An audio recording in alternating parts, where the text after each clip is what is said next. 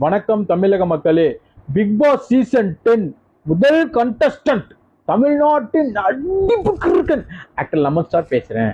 ஆக்சுவலிமா இன்னைக்கு வந்து பாத்தீங்கன்னா நம்ம அல்டிமேட் ஸ்டார் தலா அஜித் அண்ணாவோட மங்காத்தா படம் வந்து ரீரிலீஸ் ஆயிருக்குமா. உண்மையிலே சொல்றோமா, அது வந்து படம் வந்து வேற லெவல் படமா. அது படம் வந்து வெற்றி அடைய வந்து என்னோட வாழ்த்துக்கள்மா. அல்டிமேட் ஸ்டாருக்கும் சரி, அல்டிமேட் ஸ்டாரோட ஃபேன்ஸ் எல்லாருக்குமே வந்து என்னுடைய வாழ்த்துக்கள் நான் வந்து தெரிவிச்சுக்கிறேமா. லெமன் ஸ்டார் வந்து வாழ்த்திட்டார் பார்த்தீங்களா. அதனால படம் வந்து கலெக்ஷன்ல வந்து அள்ளு நல்லதாமா போகுது. இப்போ வந்து பார்த்தீங்கன்னா அஜித் அண்ணா வந்து ஒரு டைலாக் ஒன்று பேசியிருப்பாருமா.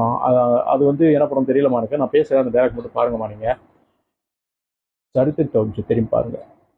நாம் வாழணும்னா யாரை வேணாலும் எத்தனை பேர் வேணாலும் போடலாம், தப்பு இல்லை. அது தேங்க்யூம்மா. இப்போ அதே மாதிரி பார்த்தீங்கன்னாம்மா, நம்ம அஜித் அண்ணா மட்டும் பேசினா பத்தாது இல்லையா, நம்ம விஜய் அண்ணாவும் இருக்காரு பார்த்தீங்களா. அதனால விஜய் அண்ணா வந்து நம்ம கில்லி படத்தில் ஒரு டைலாக் பேசியிருப்பாருமா. அந்த டைலாக் வந்து இப்போ நான் உங்களுக்கு வந்து பேச போகிறோமா, பாருங்கம்மா. என்ன சொன்ன உங்க ஏரியாவா? இந்த ஏரியா, அந்த ஏரியா, அந்த இடம், இந்த இடம், எங்கேயுமே எனக்கு பயம் கிடையாதுடா. ஏன்னா ஆல் ஏரியாலையும் ஐயா கில்லிடா.